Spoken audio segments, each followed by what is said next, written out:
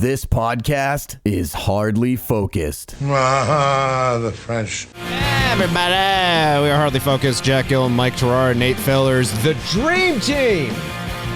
We are presented by the Solid Listen Podcast Network. You can find us at hardlyfocused.com. We are on YouTube. We're on TikTok. Just search for Hardly Focused. And, you know, I only ever really play this once a year, but, well, we'll just jump right into it. Hello, sports fans. Halfback, passes to center, back to wing, back to center, center holds it, holds it, holds it! I gotta tell you folks, it looks like we've got a very exciting World Series on our hands. Hardly Focused. Sports. And the New England Patriots are not your Super Bowl champions. The Seattle Seahawks trounced them in Super Bowl 60, 29-13. MVP was Kenneth Walker III, running back for the Seattle Seahawks, and then New England Patriots. Ironically, if you do the math here, they went 17-4 for this season, and their score ended up being 13. Math. You hate to see it. Mike, math, that is. You hate to see math. Mike, I trust you being the most educated on sports here in the room. That you watched. What would you like to know? That you watched the game. I watched the game. Nick actually watched the game too. So. Did you watch the whole game? I watched the whole thing. Did at any point were you just like, I'm done. I don't want to watch the rest of this? As a lot of it, I was like, oh my God, this is frustrating to watch. And I was like, maybe they're holding them to field goals. All they need is to break off. Like I was hoping that there would be a defensive, like a pick six from our defense. And I was like, okay, that would turn the corner and then give us a chance. Because clearly the offense isn't doing jack and or shit. So I'm like, all right, maybe that'll, and then that did not happen. No. And I was like, well, we did have a pick six, but it was not on our team. No, we gave up the pick six. We did not get the pick six. Yeah. When I say we, I mean just in they. Yeah. Yes. The royal we. Collectively. Yeah. Yes. In a game of football. Yeah, that was disappointing, but at the same time, it's been a hot minute since the New England Patriots were in a Super Bowl, and what a comeback too, considering last year we went, what was it, 4-17? The complete opposite. The last two seasons were 4-win seasons. Yeah, and we did not fire our head coach immediately after the last game of the regular season. Nope. Like we did last year, which was hilarious because all we needed to do last year was lose that last game of the season so we get a first-round draft pick for this season, and we won because I forget who we played in that last regular season game, but I think they pretty much just let us win. And at the time, head coach Gerard Mayo walks away saying, "Hey guys, we won. Great job." And everyone is just scowling at him. Yep. Silence. Why are you guys mad at me? I'm fired, aren't I? And then we got Mike Vrabel, who led us to a Super Bowl. With 30 new players on the roster that weren't there in the last year and a bunch of rooks. So, and this was supposed to be a rebuilding year. That's the thing that everyone's like, oh, they had a soft schedule. They weren't supposed to win this much in the first place. Right. That's the thing. All of this is overachievement. 1,000% overachievement. Getting a winning record would have been progress. Getting to 8-9 would have been, okay, all right, we're building. 8-9, great. But the fact that we were arguing about an MVP as our quarterback and whether or not we could make the first the first seed overall. Mm-hmm. Absurd. Right. Absolutely absurd. Again, going back to what I was just talking about, not firing our head coach upon conclusion of the regular season. Just add that to the list. We had quite the comeback. It was a disappointing loss, but you can't be disappointed in what the team did this year, even though I will say that I was scared going into this because I felt that the last few wins that the Patriots had were more technicalities than anything, because those weren't great games. No, and then everybody's going to say, well, they had injuries on the opposing offense, but it's like even though the defenses on the other teams still were there, Yeah. Seeing the Seahawks in their final game before the Super Bowl and just seeing how they played, it was just shaking my head. I'm like, we don't have this unless we pull off some miracle of our own. I don't see this going well for us. Let's just enjoy the fact that we're here, that we made it this far. It's unfortunate too that we've been kind of trained as like that's the thing. Say everybody that's older than 50 something years old is like, you won't remember the years where we went and got nothing. You're spoiled. And that's the thing. Anybody under 50 is like, yeah, we have so many we have the most championships, and New England, we'll count Boston in New England together, but like the Boston sports market has had the most championships of the 4 major sports units in the last 20, and since the millennium started, since 2000, Boston has had the most. Which is suspiciously when I moved here. It's all your fault, Nate. Son of a bitch. Everybody blame Nate if you're not from Boston. Everybody from Boston, give Nate all of your money. And that includes 4 World Series wins, which we went over 80 years without one until 2004. And now we've had 4 since then. But where I lived before, near New York. Yeah, that's right. You son of a bitch. Take your Aaron Rodgers and get out. And listen, I don't know anything about hockey. It's okay. I believe we had a very good season. We just did not win the Stanley Cup. And then don't forget, 2024, the Celtics won the championship. So it hasn't been all bad. Football either. But it just is one more notch on the list of things that just haven't gone entirely our way in 2026. I mean, if you're a Seattle fan, then you're good tonight, which is fine. Give it to some other person. But what I was going to say is that the thing that kind of also sucks about being a Patriots fan is that we had years of like the team doing shitty until like the last the fourth quarter. Oh, but you knew that like, hey, it's this okay. is where they come back and everything. It's automatic. Yeah. So like, we're like, oh, so you have watching the Super Bowl, you're like, okay, well, they're doing bad, but usually they save the good stuff for the end, and then they just don't have it anymore for some reason. Something's missing. Something's different. Yeah. Not gonna say it, but I heard a stat that the Patriots historically, their comeback is usually in the second half of the game, or even in the second quarter, and that was not the case in this Super Bowl game. No, it hasn't been that case for a while. No, we didn't even have points on the board until the final quarter. But there's still the anticipation of like, well, this is like classic Patriots, like just to kind of like play soft in the beginning, and then they just like come out of nowhere and they flip it, and it's fucking crazy. Yeah. And so we're all expecting that. We're all like, okay, here it comes. Here's the they didn't do it. Come, do something. Come on. Do something. Yeah. Well, it just never happened.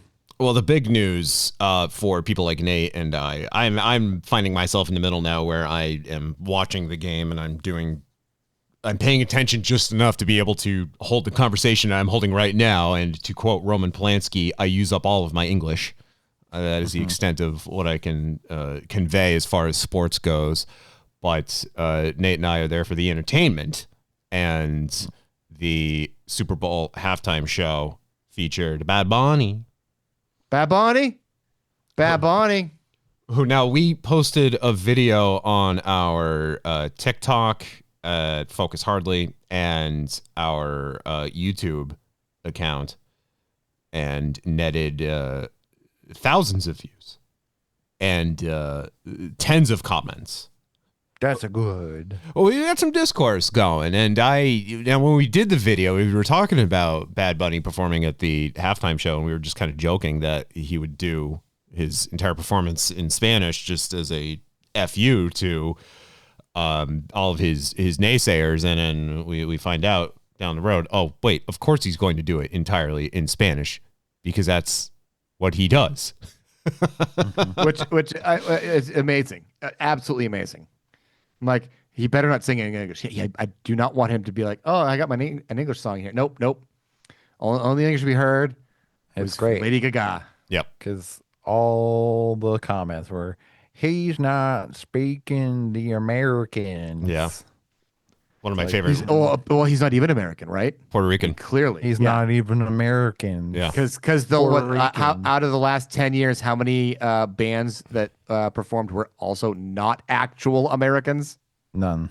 Yeah. I saw that post too. Yeah. I was like, yeah, it only doesn't matter. Facts don't matter. Yeah, it only seemed to matter this year because people went into this knowing that Bad Bunny was not going to perform in English. Mm-hmm. And the halftime show, despite having no idea what was going on, nor what was being said, I enjoyed it. It was very enjoyable. It was very well choreographed. There was a couple that got married for real. I thought it was like, oh, it's like this, performance thing. No, they actually got married. Mm-hmm. It was very brief. Cool. I would imagine. Now, what would you do in that situation? Do you just have that be the ceremony and say we got married at Bad Bunny's Super Bowl halftime performance, or do you then do like a separate, much bigger? You'll do a separate celebration, like a separate reception for your family that can't get on the field for your. Yeah. But absolutely, that is your ceremony right there. Yeah, that is your ceremony. I'm sure that they probably worked out like we're gonna do some of the pre-vows before halftime or like as we're walking out, and then when we get up there, we're gonna be like, "And do you? Yes, do you? All right, kiss the bride. Boom, done."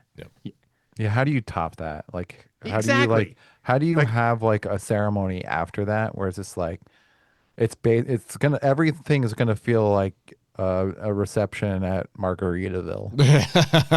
Yeah, I mean, we did a small, ceremony in our backyard, or we did a small ceremony on top of a stage piece at halftime, at the Super Bowl. Yeah, with tons of celebrities, because it wasn't just there was like so many cameos, and it wasn't even like cameos; they were just there. Well, it wasn't like they zoomed in and like, oh, hey, we're gonna do a couple second shot in here. They're like, here's the crowd. And you're like, oh my god, did I see Pedro Pascal? Hey, is Cardi B? Is it Jessica Alba? Oh my god, yeah, Jessica Alba. Yep, just all of these people there, and it's just like they just got to hang out. They that cool hanging out with all these friends. That couple, they should have just consummated their marriage right there on the field. Oh, that would have been awesome. Yeah. Quickly too, I enjoyed seeing all of the bushes, the shrubbery, all of them coming out of the woodwork on threads, all saying like, "Hey, I can finally talk about it now. I was bush number 84 on the field." Like Left Shark all over again. Yeah. Oh my god. Yeah. That was that was the best. I gotta say that is the best set I've ever seen for the Super Bowl.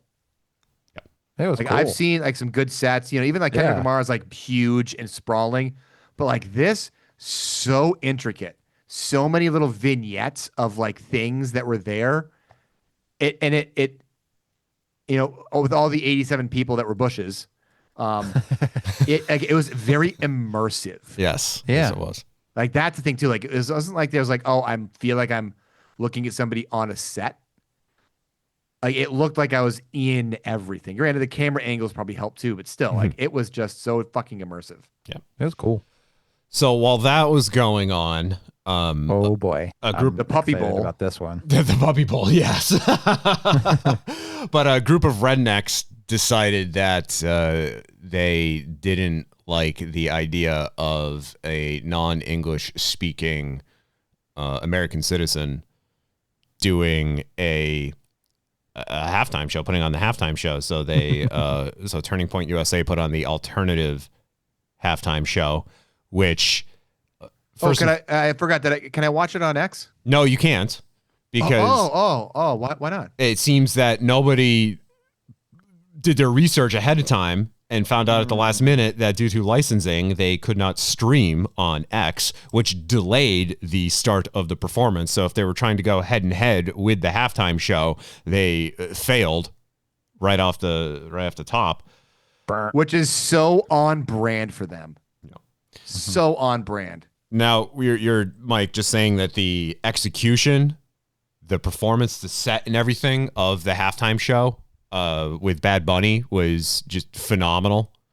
Oh my God. It was like that was, yes, by far and away the best set I've seen for a Super Bowl. Yeah. Well, the Turning Point halftime show, they couldn't even do it live. It was all pre-taped. Which is fucking sad. And not only was it pre-taped, but Kid Rock, who was the quote-unquote headliner, he was lip-syncing during Bawa Daba and doing a very poor job of it, too. The naysayers, the people who are vehemently trying to defend the alternate halftime show, are saying that the audio is just out of sync. No. He's you hear vocals, but you see the mouth not moving, nor do you see the microphone anywhere near him. Yes. It's like watching the Macy's Thanksgiving Parade. That's how bad the list is. Like, if you've ever watched the Macy's Thanksgiving Parade, Sarah makes me watch it every year because that's like, she's a tradition. I don't care if you're dying, we're watching it. Kids, sit down, we're watching this. And you'll see them, they'll be like, all right, and we've got this person coming out. And you're like,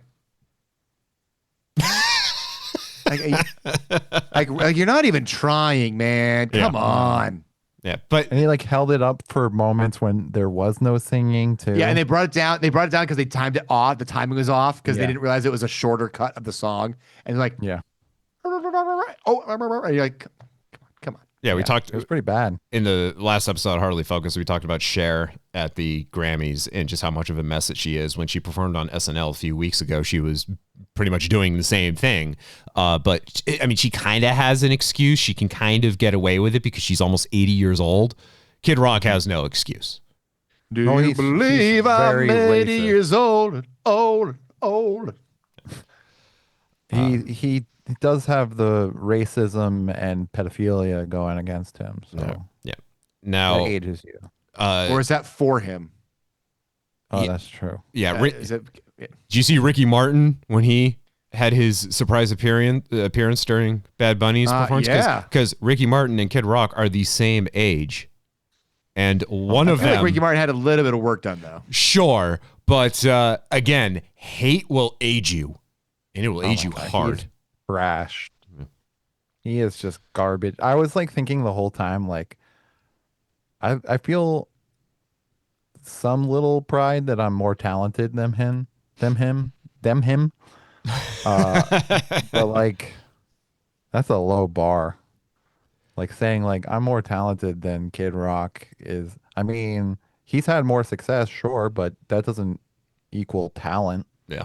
I think more people are engaged with Hardly Focused than they were watching the Turning Point USA. I love that somebody, I forget who it was, somebody posted like a comment about like the numbers between the two. Like, oh, look, Kid Rock show Turning Point only got 5 million views, whereas like the Super Bowl guy like over 100,000. Like, you know, like it showed these numbers like, and 5 million versus 120 or 200 million, something. I think it was 133 million for the halftime show and 5 million for the. Anyway, the post itself got like 9 million views. Yeah, it's still a fraction. The post itself got more views than Turning Point. Itself got more. So I actually do have the stats for you, and by that I mean I don't have the stats for you, but on YouTube, the All-American halftime show, the Turning Point show, has, as of this recording, 4.4 million views. Again, that's on YouTube. Whereas for Super Bowl 60 and for the halftime show specifically, those numbers aren't out yet. But based on last year's numbers, last year, Kendrick Lamar, who was the headliner for Super Bowl 59, trying to strike a chord, and it's probably A minor.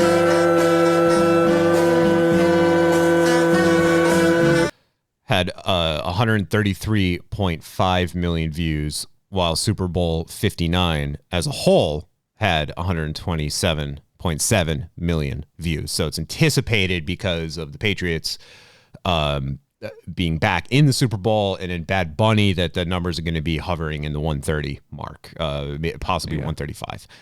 Still 4 million compared to that. That's what I love. Oh my God, when these idiots will point to that number thinking that like 4 million is huge and that's it. Like, see, 4 million, we did it. Suck on that. I'm like, cool. Again, a fraction of what the big event netted. You realize these guys don't understand fractions. That's why the 1/3 burger was discontinued compared to the quarter pounder. Because 3 is smaller than 4, and I'm smart. Yeah. What? When did that happen? It was a Burger King. I think Burger King in the 90s was like, hey, McDonald's has got a quarter pounder. We've got the 3rd pounder. And everyone's like, well, I'm going to have the quarter pounder because 4 is bigger than 3. And you're like, fraction. It's a fraction. You dumb fucks. It's a fraction. Yeah. That's like that famous, like, kilometers is to that way, and then miles. And miles is that way. I want to go less. Yeah. The 1 mile is, yeah. I haven't heard any input, any comment from about the Turning Point show from anyone who is not white, elderly, and spoke with a bit of twang in their voice. So the South probably shall not rise again. Yeah, the South probably really loved it. Yeah, America's great, isn't it? Except for the South. So always relevant. Turning Point announced that they will return with the All-American Halftime Show in 2027. This according to spokesperson Andrew Colvett speaking to Fox News. And to that I say, we should have expected this because unfortunately we gave this thing so much attention that of course it's going to come back. It's going to return because there was a vested interest in it this year, and they're going by that alone to come back next year. Although they themselves seem to be forgetting that the only reason this exists is because they were not happy with the choice of headliner for Super Bowl 60. White people. I want white people on my halftime show. Yeah, we don't even know who's headlining next year. So, like... Yeah, when does that get announced, too? When does halftime show? Say not anytime soon. Did you guys see Laura Loomer's post? Oh, my God. That fucking... The fact that she Chuck had the roast of a face right there. Like the fact that the fucking this show isn't white enough for me. Like this halftime show isn't. She was banned off of all their platforms until some idiot decided to buy it back because he's a South African racist and gave her a platform again. Here's the actual quote: "Illegal aliens and Latin hookers twerking at Super Bowl. Not a single white person or English translation at the Super Bowl. This isn't white enough for me. I can't even watch the Super Bowl anymore because immigrants have literally ruined everything." Hey, 2 things. 1, how many Southern racists were sporting half a chub when those Latinas were popping their booties? And 2, how many non-whites are playing football, you dumb shithead? I don't understand. Like, she's a fucking like, this idiot. is not like 1940s football where like, oh, Joe Smith and Bill Johnson. No. Okay. Jesus Christ. Like, this is just like to piss people off, right? Oh, like, it's not what she actually believes. It's just garbage to fuel the flames of whatever. I do Right. think a lot of these people don't actually believe in what they preach, but unfortunately, those They've they're drunk the pandering Kool-Aid. to- They're so far down. They've drunk the Kool-Aid. Those that they're pandering to absolutely believe it. So, Laura I mean, Loomer, not for nothing, I know she believes She it. is. She changed her face. She is the Purge mask. Just to let you know. Football! Yeah. Well, she's earned the title of most hated or canceled or whatever the fuck she calls herself. Yeah. No, I thought September we'll find out which non-white person gets to do Super Bowl 61. Okay. that's also when pregnant women show the most. Oh. If you remember that from Family Feud back in the 70s, in what month does a pregnant woman begin the show? And the answer was September. Ding. To which I believe it was What's your ideal date? August 25th or April 25th? Oh, yeah. Dead. And then we have this gem. Naked grandma! Naked huh? All right. Best ever. Yeah. That's enough sports. Well, not enough sports, because when we come back, we are going to be talking about the Olympics. But that's enough hate and racism for this segment of Hardly Focused, for this installment of Hardly Focused. So we'll be back and we'll talk about Lindsey Vonn. Stick around. This podcast is Hardly Focused. Oh, that's not good. So the Olympics are happening right now, and Lindsey Vonn, a very famous skier, returned to the Olympics. And let me just be ageist right out of the gate. 41 years old. Too old. There's a reason why athletes retire early. Well, it depends on 41 years old as a Winter Olympian in curling, not too old. Sure. Okay. Something 41 as an Olympian in downhill skiing. Yeah. Might be a little too old. Right. Coupled with the fact that you have a torn ACL and you... Isn't it? Wasn't even torn. It was like completely ripped off in half. Like it was gone. Yeah. Right. It wasn't just like, oh, there's a slight tear. It's like, oh, that doesn't exist anymore. It rolled up. Yeah. That's a rupture. Yeah. But Lindsey Vonn insisted on participating. I don't know what we were trying to prove here. Perhaps at 41 that she could still do it and go on to win another gold medal. I will say Lindsey Vonn, I hadn't even heard that name since 2010, because I remember she was very famous in 2010 and NBC was like hawking the hell out of her. I remember she was the first guest on the Tonight Show when I came back after for a few months I was gone and I don't really know what happened. And then Conan? and then she was on, I think it was the last episode. It was then the series finale of the original Law and Order. Before it was revived a few years ago. So I had not heard that name in 16 years. And then she's back and doing the Olympic downhill skiing. And again, with a ruptured ACL in her left knee, I guess. I hope this never happens to me, rupturing an ACL.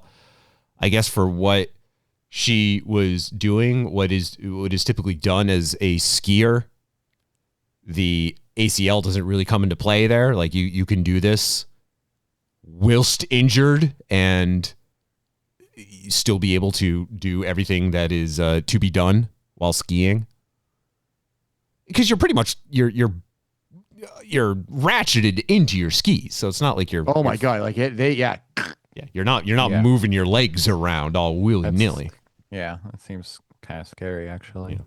But right out of the gate, Lindsey she's going, and it just ended. And this is not the audio.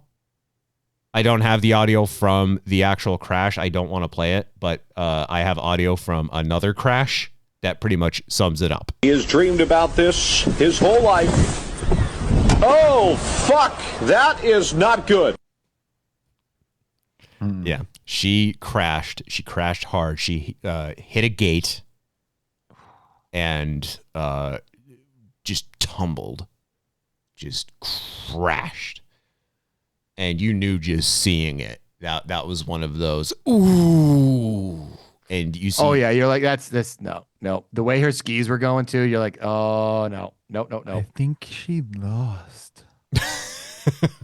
And that was a SpongeBob quote. Also, I want to take a moment to do some damage control for me, because when you mentioned the ruptured ACL in the very beginning, I started laughing because my friend Tim Champa made a post at the beginning. Well, it's still the beginning, but like a day or two into February, he made a post like about Lindsey Vonn. It says Lindsey Vonn will compete in the Winter Olympics with ruptured ACL, and then he said, "My money is on the ruptured ACL." Oh no!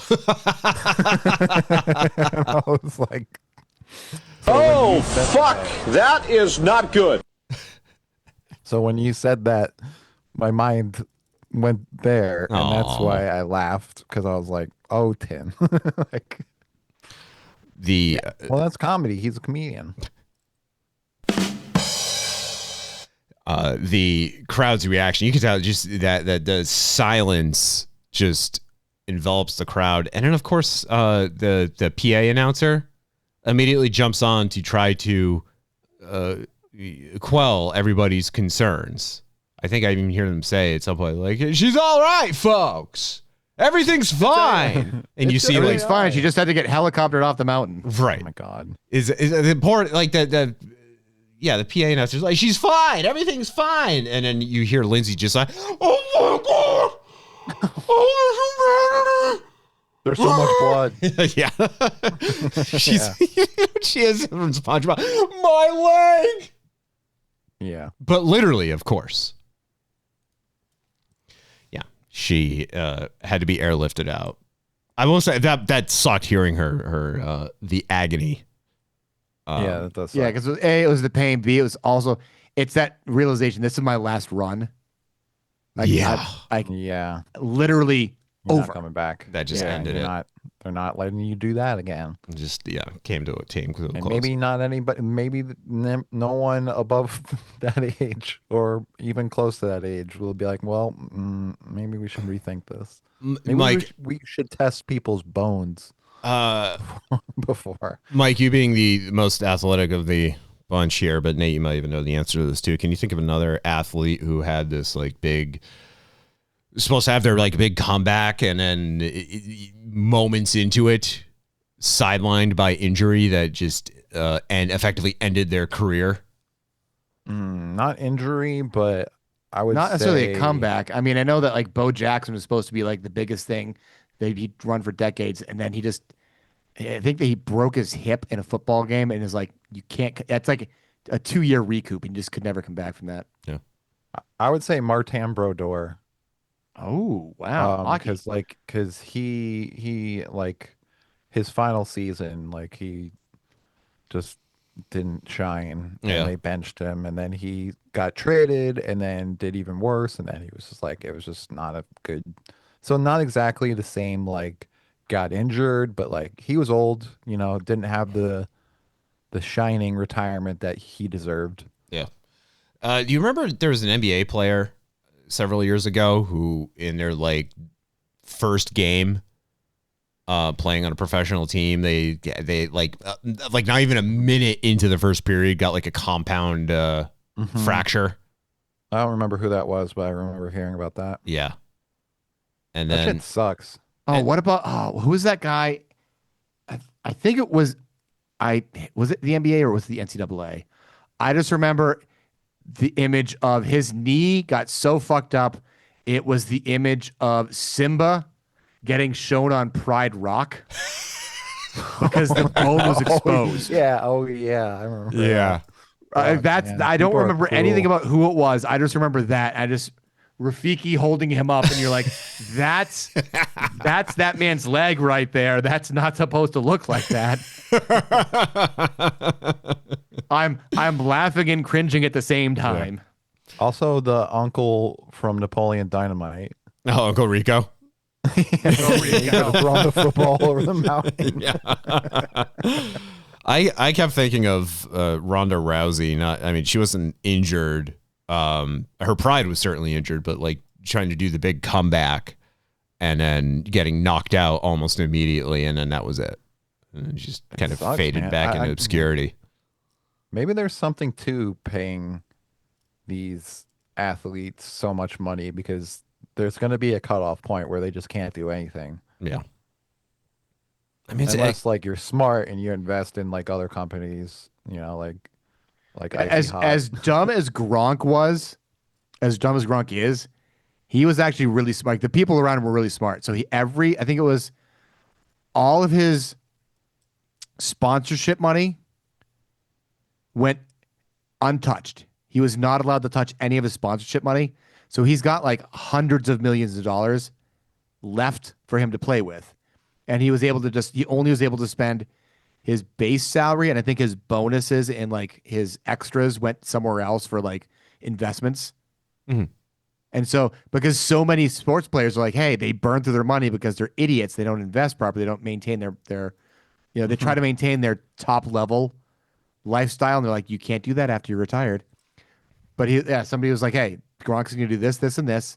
And he's how many years outside of the NFL? And he's rolling in it right now still. Yeah. Yeah, that's the move. I mean, Shaq kind of set the stage, I feel, for a lot. Like, he did a lot of cool stuff. Remember when he played on the Celtics? Hey, Big Shamrock right here.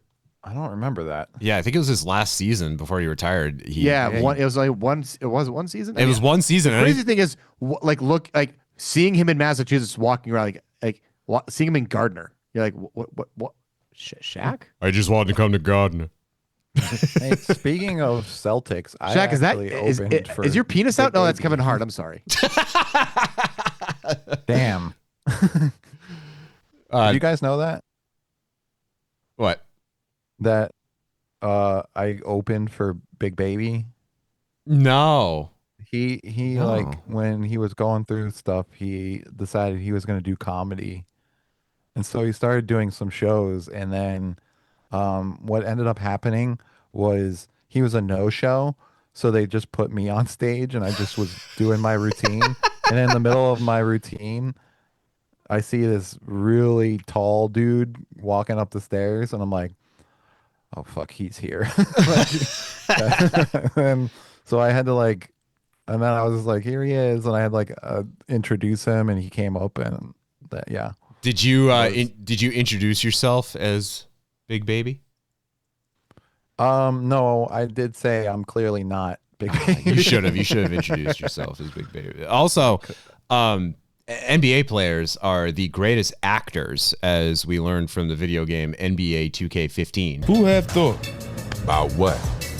That a young buck like you could actually do the right thing and avoid getting his sorry butt kicked out the game. Oh my God. Who the fuck was that? It was Dion Waiters. Holy shit. And then here's Markieff Morris. Yo, what's going on tonight? I'm running free all over the court and you didn't give me the ball. Oh my God. But wait, there's more. That's the kind of selfish I'm talking about. Get over yourself, man. I love this. This is like a new discovery for me. Oh, you got to watch it. A new favorite thing. NBA 2K15, man. Oh my, someone called the National Weather Service. I'm gonna play the Dion Waiters one more time. Who have thought about what? That a young buck like you could actually do the right thing and avoid getting his sorry butt kicked out the game. They didn't try for like a different take. They were just like, the sad part is that might have been the best take. yeah. So they call him one take Dion. Yeah, he's like, well, that's going in. You could tell that they recorded all of these in the locker room and had mere minutes to work with. And that was just I hope it. that's the story. I really do. I really hope that Guys, we've got 24 hours to cut all of the audio. We have to release the game tomorrow. We've got 36 guys coming into the sound booth. They each have 2 minutes. Give them their lines and go. That's the kind of selfish I'm talking about. Get over yourself, man.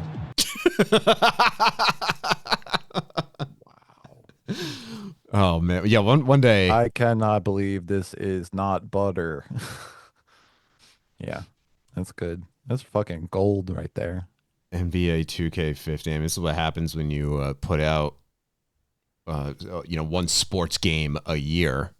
I'm sure that's what happened too. Is like they're like, oh, it's shipping tomorrow, but we still have like a few voice lines we need to get. Can you go into their locker room and just like get like these couple statements? Just have them read it off the paper. Yeah. Okay. Doesn't matter. Here it is from YouTube. This video has almost 4 million views. It's titled NBA 2K15 Horrible and Hilarious Voice Acting Compilation. Yeah. You're right. He's right. We got too much talent and we work too hard to be playing like this. We got to get this train right back on track real quick like. That's right. We all have that attitude. The train will be rolling in no time. Let's do it.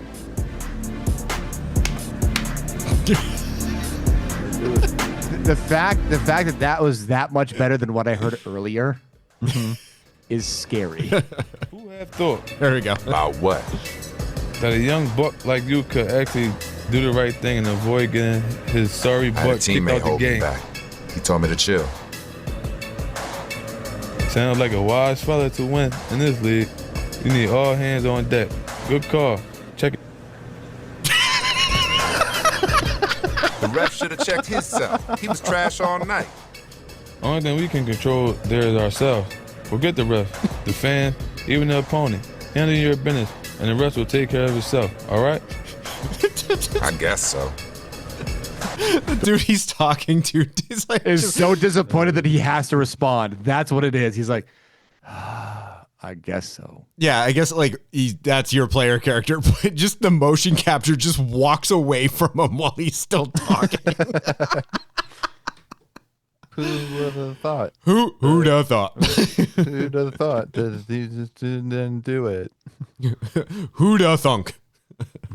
Just a little bit more. Beautiful. A little bit more of this. After the game, the arena tunnel. Yo, what's going on tonight? I'm running free all over the court and you didn't give me the ball. Man, what are you talking about? I'm talking about making sure I get my touches, yo. Move the ball, share it with your teammates. Make the extra pass so that we can get easy looks. You got it? I got to point out one thing. Is that Markieff Morris. That line was good. Markieff Morris, the line he was supposed to say was, yo, what's going on tonight? I'm running free all over the court and you didn't get me the rock. And that's not what he ended up saying. But they just went. It sounded good. But yes, he improved. Like, he what improved. the hell did you do? It was more realistic. He's like, what the fuck were you doing out there? And he's like, didn't throw the ball at you. They must have recorded everything like sequentially, so at this point he was warmed up and he was into it. Oh wait, there seems to be tension in here. Boy, get out my face with that, man. I do what I do with the rock for the good of this team. That's supposed to be Shaq, by the way. What? I don't think that's Shaq. There is no way that is Shaq. That person is at least 1.5 feet shorter than Shaq. No, it's Kevin Hart. Boy, get out my face with that, man. I do what I do with the rock for the good of this team. And I don't need nobody second guessing me. You ain't my coach, punk. Hey. That's the kind of selfish I'm talking about. Get over yourself, man.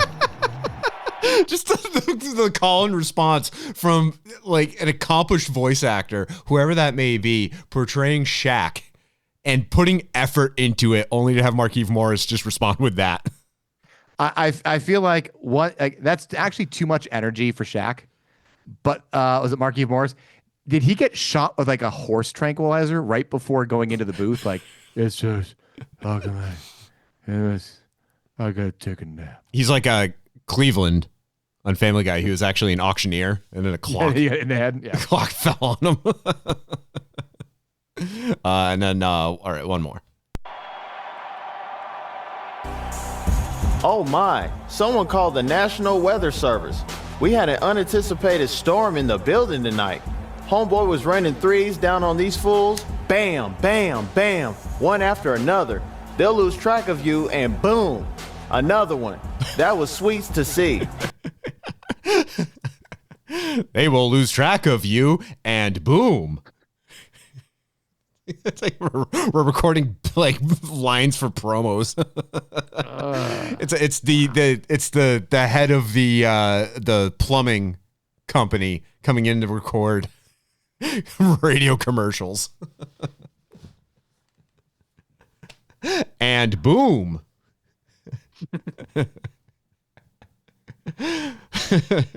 Homeboy was running down those fools, one after another.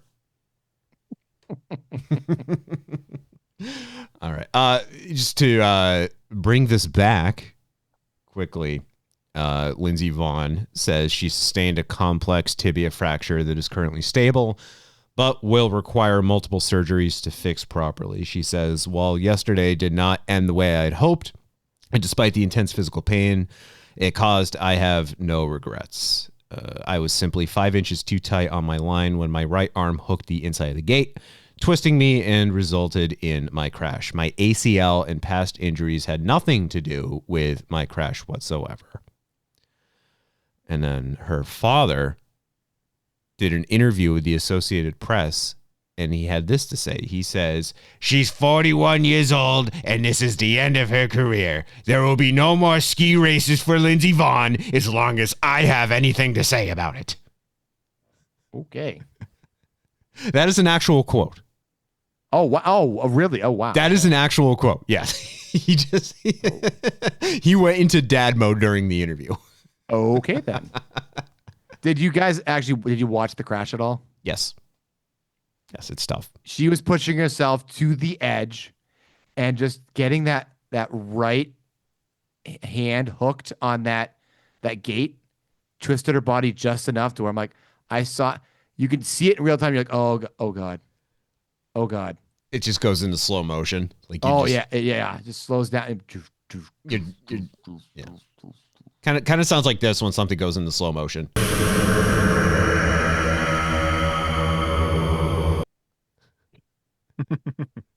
1,000%. They call me Fro. All right. We will reset, much like Lindsey Vonn's leg was reset. And we will wrap up this installment of Hardly Focused. Happy Tibia Day. Yay, speaking of Fro. We'll be right back. You are listening to Hardly Focused. The man is 36 years old and you won't stop talking about Sonic the Hedgehog. All right. This just came out while we were recording.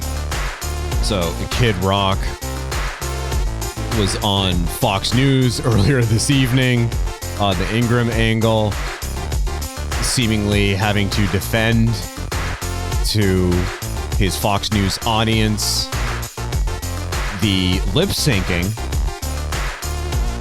and the hilarious performance, hilarious because of how just bad it was during the Turning Point alternate halftime show. Here's Kid Rock on Fox News. Yeah, well, I wrote a book called Shut Up and Sing about 20 years ago. It was pretty prescient. I just love music.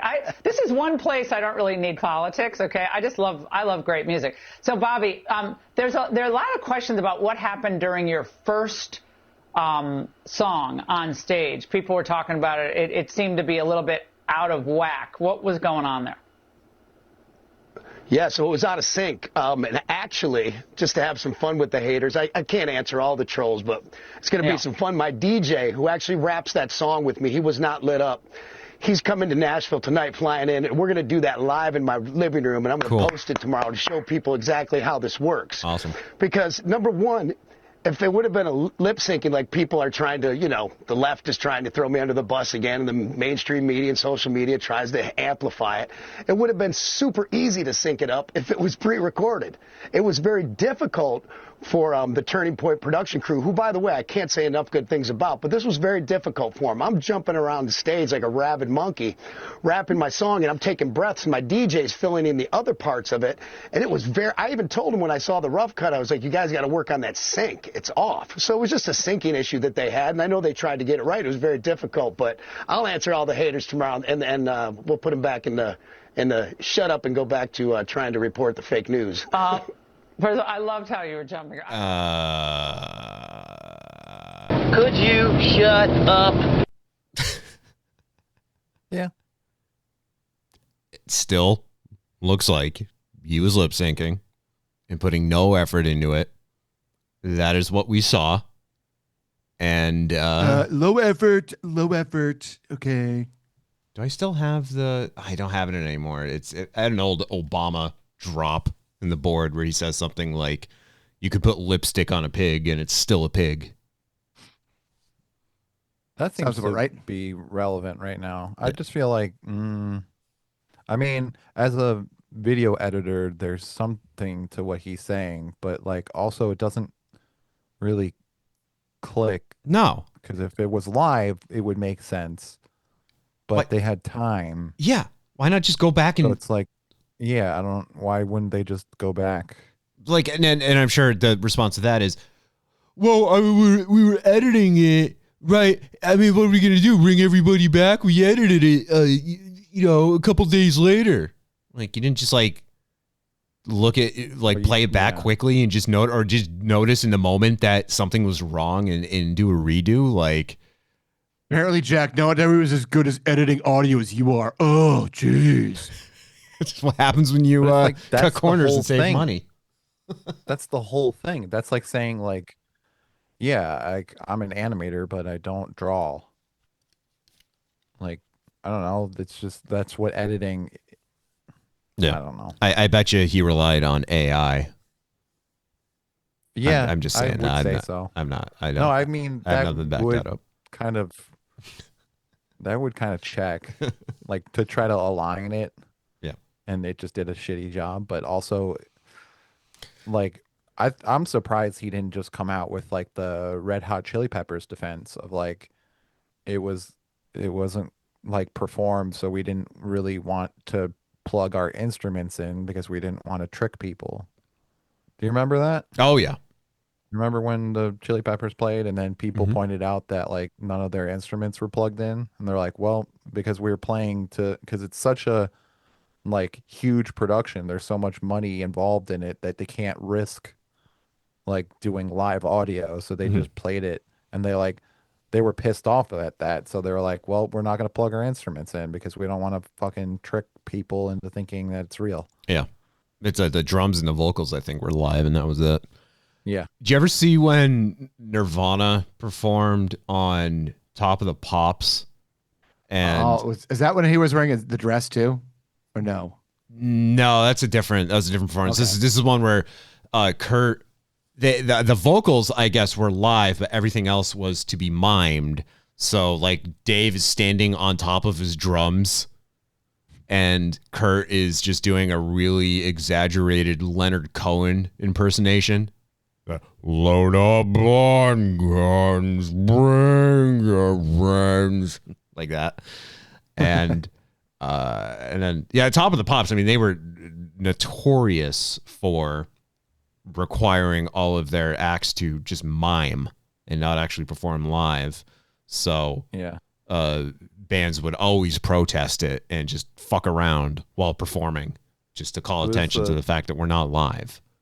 Who is was it the Carpenters that one of the singers ate a banana? Oh, Mamas and the Papas. Yeah. Couldn't remember who it was. Yeah, Like, I think it was the Mamas eating and the a banana. Papas. Yeah. Eating a banana while. When Oasis was on Top of the Pops, they were playing their song Whatever, which has a full orchestra. And for some reason, the producers took Bonehead, their guitarist, off the stage and put him in the orchestra, to which Bonehead said, I don't play a violin. I'm the guitarist. Can I be on stage with the band and pretend to play guitar? And they said, no, you're going to play the violin. So at the beginning of the performance, you see him trying to mime along with the rest of the orchestra, they're miming, but, accurately. And about halfway through the performance, he just gives up and just starts using the bow of the violin to conduct the rest of the orchestra. And I can't remember if this was the same performance, but Liam and Noel also switched spots. And Liam just, doesn't play guitar, so he's just playing very exaggerated while Noel is trying to do his best Liam impersonation. So it's fun when, if you know that you're syncing and you're miming, it's even funnier if you just call attention to it. Mm-hmm. Watch, I forget which song it is. I think it's Here Comes Your Man by Pixies. The Pixies, again, they were one of those bands that hated having to mime, and they wouldn't do music videos because, you're lip syncing, you're doing all this. So in one of those videos, they're just, when they're singing, they just have their mouth open. It's just a gape. They don't actually, sing. Yeah. just mouth open. That's it. Wasn't there a band that also switched instruments just for fun? Yeah. I'm blanking on who it is, but I know who you're talking about. And they have no idea. They don't play them. No, it was funny. Yeah. I like stuff like that though. So Discord, which I've used it, but I don't really actively use it. It was just, I've tried so many times and it's just not my thing. I know it's what the gamers use. It's just not my thing. But they're doing something that I think might actually be beneficial for social media. Not that Discord is a social media platform. I mean, I guess in a way it could be, but it's starting to kind of take over. Yeah. I think most people are saying fuck Facebook. Yeah. So a lot of my friends are just going over to Discord. Okay. Yeah. Until until that becomes the news. Yeah. Sure. Gotcha. Yeah. Well, always going to be the thing. I think this is something that other platforms should really take a cue from. So Discord is starting next month, requiring all users who want to unlock all non-premium features in Discord to provide ID verification. If they don't do that, then by default, Discord users will have the same access that teen accounts get. In other words, parental controls are turned on by default. So if you want to get past that, then you actually need to upload proof of age. So a government issued ID or a passport. So what? Censorship or cursing or what? How far does it go? Do you know? Users, according to Gizmodo, users who are not verified as adults will be restricted from accessing sensitive content, age-restricted channels, and certain interactive features. Only age-verified adults will be able to speak on Discord stage channels, audio-based spaces used for live events, panels, and Q&As. Oh, okay. Yeah, I think that's a good move. Mm-hmm. And according to Gizmodo, to verify their age, users will have two primary options. They can take a video selfie to get a face-based age estimate, which Discord says is processed on and does not leave a user's device. Alternatively, users can upload a government-issued ID to one of Discord's third-party vendor partners, which the company says deletes the documents shortly after confirmation. They're trying to quell concerns about how this data is stored. Yeah, that's what's got me concerned. Like the storage of this data at this point, like Yeah. Yeah. Well, nothing is good. Right. I believe there's I can't remember what it's called. I know California has the California Privacy Act. It's all about data storage. It's why you always see the cookies notices now popping up on websites. Hate that shit. Gizmodo actually points out last year, one of Discord's third-party age verification vendors reportedly suffered a data breach exposing user information, including photos of government IDs, because they've been doing this in Australia and the UK, but now they're going to be doing it globally. So they've already actually had a snafu involving personal information. Whoopsie doodle. Ruh-roh. But if you can implement this correctly and maintain it without data breaches or having it just go haywire and causing more harm than good, then I do think this could be beneficial going forward. Again, it's just making sure it works. Yeah, I feel like that also could speak to like fake people as well. Because like I'm assuming that like bots can't provide an ID.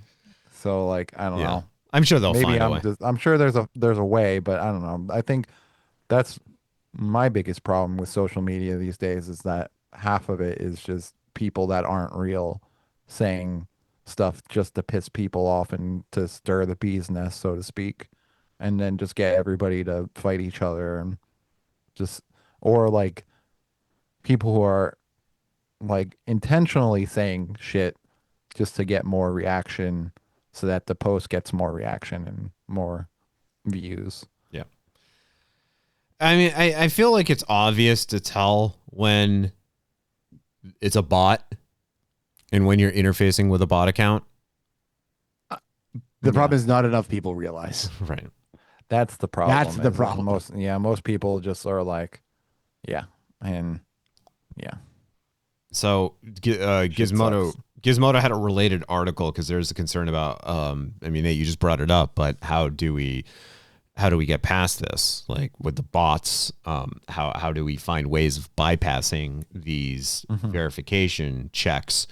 And in the UK, last July, people were using the game Death Stranding 2 as a means of bypassing the Discord's age verification check. Explain. It was so realistic that the AI couldn't figure out that it was not a real person. Yeah, pretty much. Yeah. Oh, wow. Yeah. I mean, with the amount of deep fake shit that I see right now, I'm not surprised. Yeah, the game's photo mode. People were using that. Yeah. Oh, okay.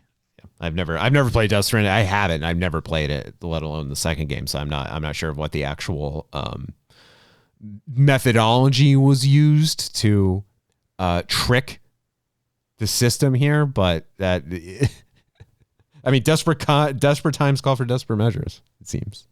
That just reminds me of not that it's the same thing, but just it reminds me of during the pandemic when Half-Life Alyx came out, and because the beginning of the game, I guess the tutorial for getting acquainted with the VR controls involves using a blackboard. Teachers were just using Half-Life Alyx for teaching, like in their virtual classrooms, because like, hey, we need a blackboard. Well, I'll just use VR and the game here because that will get the kids' attention. Oh, that's funny. Yeah. So these things can be used for good, but in the case of Death Stranding 2, used for bad. According to The Verge's Tom Warren, all he had to do to pass the age verification check was point his phone's camera at his monitor to scan the face of Sam Bridges, the protagonist of Death Stranding, using the game's photo mode. The system did ask him to open and close his mouth, something that is easy enough to do in the game. Wow. That's funny. I thought you were going to say like Groucho, like glasses. Like Gene Shalit. That's really fucking funny. Well, that's I guess the folly of the motion capture and just how realistic it is now, because it's a Kojima game, so like you're very obviously playing as Norman Reedus. Yeah. You're at the point now when new games come out and you see like who's going to be in it, like the new Naughty Dog game, Intergalactic, Tony Dalton, who's best known as what's his face from the Salamanca from Lalo Salamanca from Better Call Saul. I mean, he shows up in the trailer and it's like, that's Tony Dalton. That's him. Like, it's not just like, that kind of looks like Tony Dalton. No, that's Tony Dalton. That's actually absolutely them. him. Yeah, that's actually him.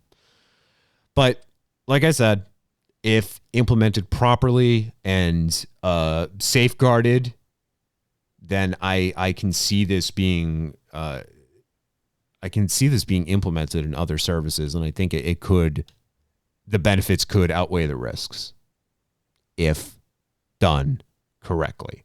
I mean, Mike, you got little kids. That's a big if. You got little kids. This could benefit you. Absolutely, because they're gonna want. No, you're not going online, guys. Yeah. Are they so far? They haven't asked yet, which is good. So good. I don't even want to imagine what that's like, because you're like, well, knowing what we know about the internet and how it's basically ruined the entire world, like at what point do you allow your kids to go on it? Right. I still don't even, my cousin's kids are 16 and 14. And I don't even feel like, I'll text them, but I don't even feel comfortable texting them. Like, you guys are still kids. Yeah. Like, it's just weird. Yeah. Yeah, we kind of like were allowed to just go into it not knowing what it was, huh? We were in the Wild West, although I remember I was an AOL household growing up, and I actually on my account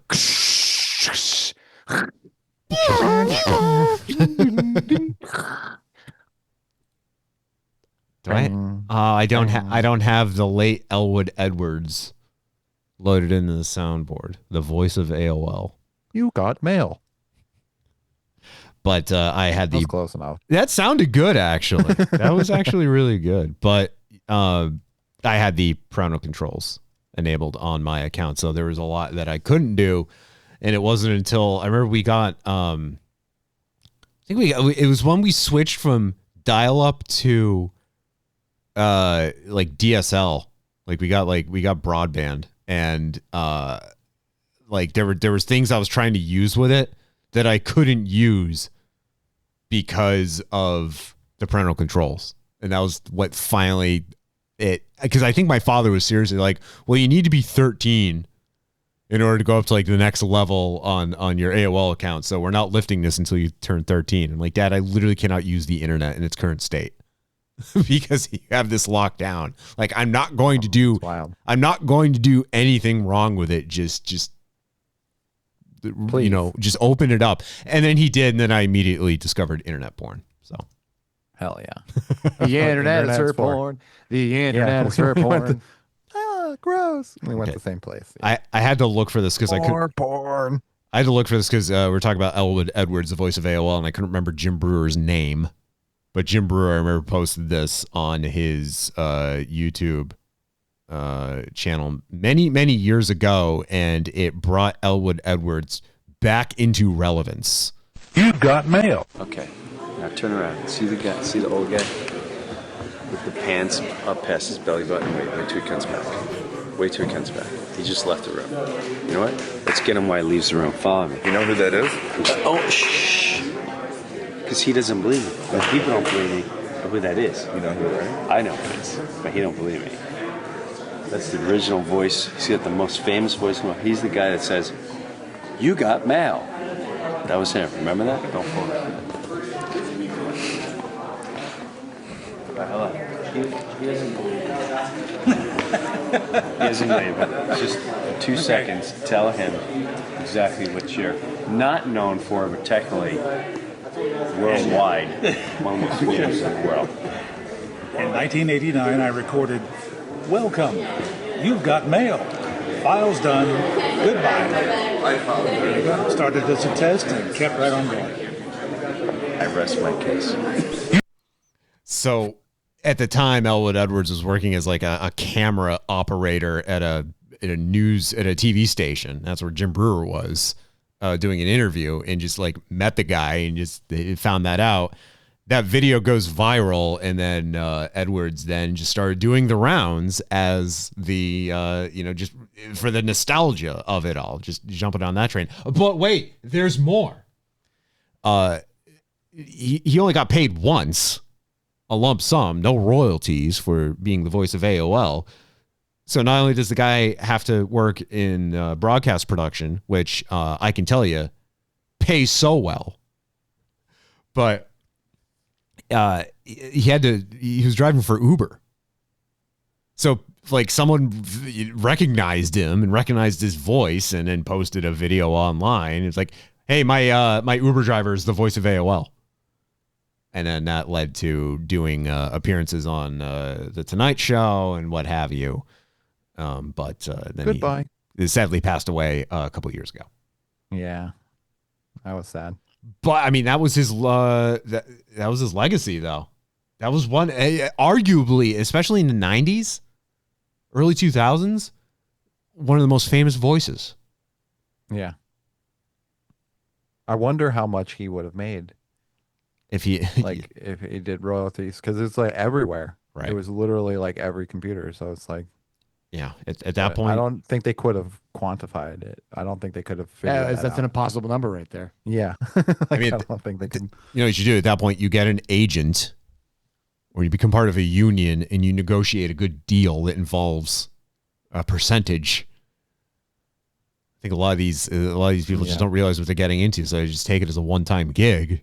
Yeah, it's like the guy who played Nico in GTA 4 made a big stink about it, and that is I think that kind of revolutionized video game voice acting. And I know a lot of them are union now, but he was really upset about only making $100,000 for voicing Nico Bellic when he could be like a billionaire now, just in royalties. And then by contrast, you have people like Ned Luke, who voiced Michael in Grand Theft Auto 5, who is okay with his, I'm sure he's not getting royalties for that game, but he loves the fact that he's in it. He plays Grand Theft Auto Online regularly, and he gets swatted all the time. Wow. At this point, do they not know? They're like, guys, this is the fifth call. No, they know. The cops know. They're familiar with it. And is this the one? He gets swatted at one point, and he's he's just friendly with him now. He's on a first name basis. We'll wrap up with this. This is Ned Luke getting swatted about a month ago while playing Grand Theft Auto Online. Oh, sorry, Galaxy. You know better than to pull up on me. Oh! I should have learned Getting swatted again. 2 years. Oh my God. What's up, guys? How you doing? Hang on a second, Rob. Hang on. You guys say Merry Christmas to my friends. Merry Christmas. What's going on, man? How you doing? I got Rob Weedoff on here too. He's the guy who plays John Marston in Red Dead Redemption series. Oh, really? Yeah. Yeah. Pretty sweet No stuff. doubt. Man. No doubt. So we're all good. Sweet. Awesome. Just Obviously. Have a great Christmas. All right, you too. You take care, all right? Yeah. Be safe. Yeah, man. Hey, John. Hey, Phil. How's the kids? Good. Yeah. Like at this point, they're just doing it because they know the cops are going to show up, and they're just going to fanboy and they just exchange pleasantries, and it's going to be a wholesome. It's just going to be a wholesome exchange. I wanted to also make a note about while we're talking about him being paid for basically nothing. Yeah. It kind of reminds me of the Nike logo. Yeah. It's like the Nike, and like, so Nike hired I think it was a student that just made the swoosh, and they paid her like $35. Oh. You know what that is? That's called. Imagine getting paid $35 for like one of the most iconic logos of all time. That's called. That's called getting hosed. We got hosed, Tommy. We got hosed. Oh, Davey. Now there was a cornucopia in that Nike logo, wasn't there? Oh my God. Was there? Wait, what? I know what you're going for. What are you? And God damn it, I do remember the fucking cornucopia. Thank you very much. The Mandela effect of the Fruit of the Loom logo. How it didn't have a cornucopia, but we all remember there being one. Oh yeah. God, that's so weird. Yeah, and how the Berenstain Bears, how that's spelled. That one Bernstein, has been explained. Yeah. It's some publication spelled it wrong, or at least something happened where they spelled it wrong and spelled it two different. And there That's was weird though. And there was a Shaquille O'Neal movie called Shazam. No, that wasn't Shaquille O'Neal. It was no, it wasn't Sinbad. Shaquille O'Neal. Yeah. No, well, what was Kazam? Sinbad. Well, there was a movie called Kazam. Sinbad. And that was with Sinbad. That was Kazam was Kazam was with Shaq. Kazam was with Shaq. Sinbad was Shazam. It was real. Shazam. Yeah. Shazam. Oh, God damn it. I can't even get my Mandela effect correct. And Will Smith was Neo in the Matrix. Hey, that you know what that was? That was just a bad decision. Yeah. You know, that was Wild Wild West. Woo! Keep my wife's name out your fucking mouth! All right. Mike, thank you. You're welcome. And Nate, thank you. You're welcome. For the rest of you, thank you for listening. We are Hardly Focused. We'll talk at you next time. See you. Bye. Goodbye.